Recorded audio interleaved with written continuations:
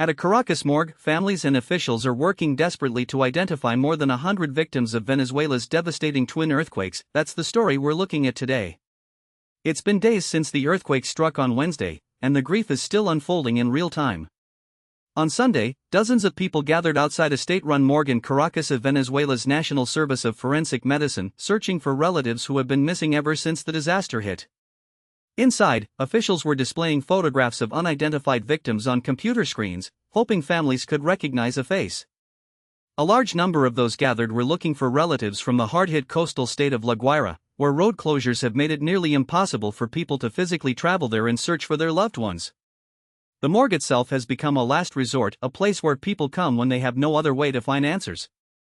The scale of the work happening inside is staggering. Forensic doctors at the morgue, who spoke anonymously because they weren't authorized to comment publicly, said the facility is receiving between 40 and 80 bodies a day. Those include people who were pulled alive from collapsed buildings but later died in hospitals, as well as victims brought directly from La Guaira by relatives. Over in La Guaira itself, officials are processing around 750 bodies a day, with about 50 forensic workers commuting from Caracas every day just to help keep up. As of Sunday, the official death toll in Venezuela stood at 1,450. But experts believe that number is very likely a significant undercount. One of the biggest challenges is identification. Many of the bodies were badly crushed beneath collapsed buildings, making traditional methods difficult. Forensic specialists are turning to fingerprint recovery techniques, and families are identifying their loved ones by distinctive features, tattoos, moles, even manicures. 150 bodies remained unclaimed at the Caracas morgue as of Sunday afternoon, and 130 of those had not yet been identified at all. Officials are offering free cremations to affected families, and they have not ruled out the possibility of mass graves if the death toll continues to rise.